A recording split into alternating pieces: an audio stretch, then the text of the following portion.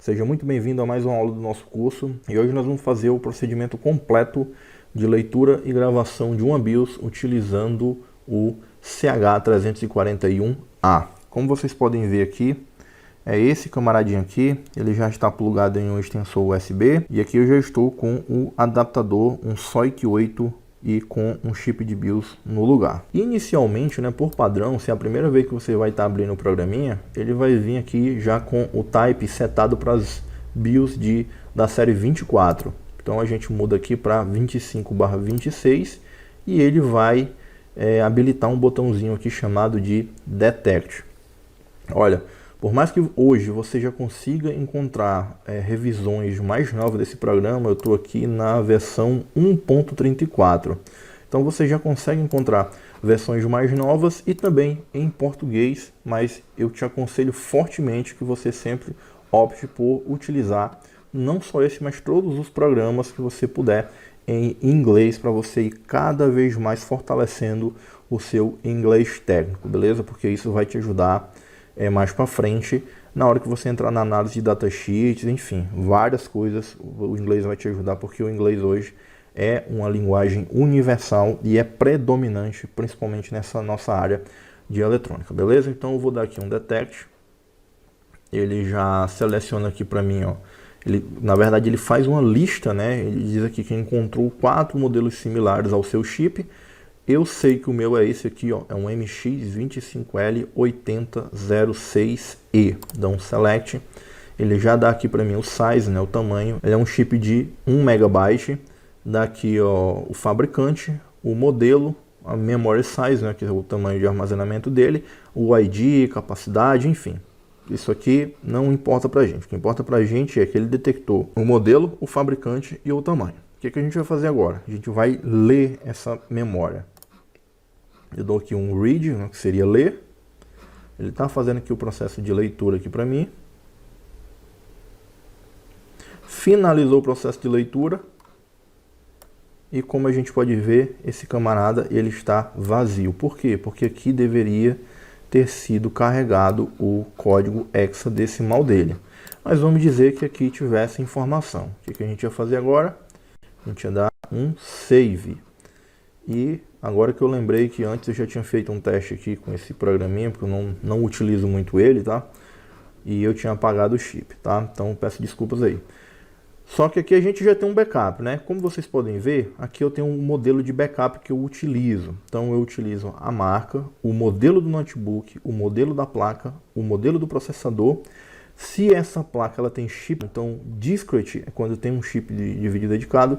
Quando não tem chip, eu coloco UMA e também o modelo do PCH. Edson, mas por que tanta informação? Antes, nós tínhamos ali nas Ivy Bridge, SandBridge e todos os modelos anteriores, nós tínhamos, para notebook, é claro, nós tínhamos uma placa em que ela pode utilizar vários processadores. Então, a BIOS ela tinha que ser compatível com todos esses processadores. Hoje em dia, quando a gente passa a utilizar Bay-Trail, Hash ou Broadwell, a placa ela vem com o processador já fixado nela. Esse processador já vem soldado por meio de solda BGA. Isso quer dizer o quê? Que a BIOS que antes ela tinha que ter uma compatibilidade enorme com diversos tipos de processador, hoje não. Normalmente ela vem com uma compatibilidade reduzida, vamos colocar assim. Então, por exemplo, você pode pegar uma placa em que ela utiliza um i3 hoje, aí você faz um backup dessa BIOS, sabe que está funcional, daqui a um mês entra a mesma placa, só que utilizando um i5 ou um i7. Corre um risco grande de você utilizar o seu backup funcional nesta placa e ele não funcionar. Por quê? Porque as instruções que tem naquela BIOS, ela não é compatível com o modelo do seu processador. Por mais que seja da mesma família, por mais que seja da mesma geração, não é compatível com aquele modelo de processador. Então, quanto mais informação você conseguir colocar aqui, melhor ainda. E se você participa dos nossos grupos aí, ou do nosso fórum, pode ser, tá? Já vou avisar, pode ser que no determinado momento que você está assistindo essa aula, o fórum ainda não esteja habilitado. Fica tranquilo, que no momento em que o fórum for habilitado, eu vou te avisar por e-mail, beleza? Então, se você vai compartilhar essa BIOS com alguém, existe mais uma informação que seria interessante você colocar aqui. Você pode colocar que essa BIOS, você não limpou a região de ME dela. Então, normalmente eu coloco aqui, ó, no tracinho clear. Então, quem pegar isso aqui já vai saber que a região de ME ela não está limpa, beleza? Então, isso aqui eu iria salvar, só que como eu não tenho código nenhum para salvar, né? Seria simplesmente aqui esse padrão que eu te recomendo a utilizar. Então, beleza, vamos dizer que eu salvei. E agora eu vou dar um erase.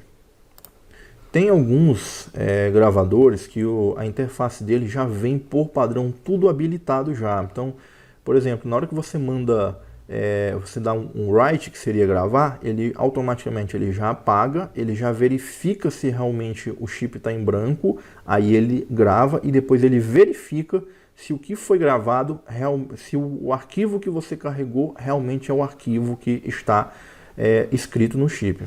Esse daqui não, pelo menos nessa versão não. Então eu vou dar aqui um erase, ele já está em branco mesmo, mas vamos mandar aqui apagar novamente só para que você fique ciente, ó, processo completado, e ele já diz aqui, por favor, cheque se ele está em branco. E eu venho aqui, ó, blank, aí tem blank check. Então ele vai checar se realmente está em branco.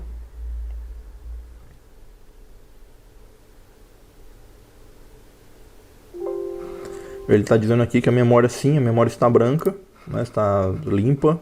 Beleza, o que eu vou fazer? Vou em Open, e aí você vai pegar o backup que você tem aí, né, um backup funcional. Carregou aqui o código fonte dele.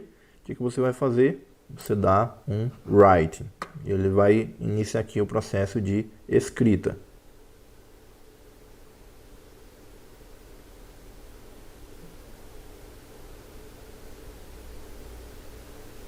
E agora ele está verificando. Automaticamente ele já passou para a etapa de verificação.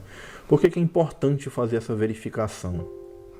Ó, por que é importante fazer essa verificação, né?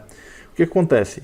Às vezes o chip ele passa pelo procedimento de escrita, ele passa pelo procedimento de erase, ele realmente constata que esse chip ele agora está em branco porque foi apagado, e você manda escrever. E aí você não faz essa checagem. O que seria essa checagem? É isso aqui que ele está dizendo. Ó. O chip de memória e o buffer, eles são iguais. Ou seja, quando você vem aqui em Open e seleciona um arquivo, ele carrega para uma memória chamada de buffer, que é uma memória que vai ser bem mais rápida do que se o programinha aqui ele precisasse ler o arquivo no HD para depois copiar para a memória, sabe? Para não ter o risco de perder essas informações, de corromper essas informações, ele carrega para um buffer, que é uma memória auxiliar, vamos colocar dessa forma, deixa esse arquivo lá e inicia o processo de escrita.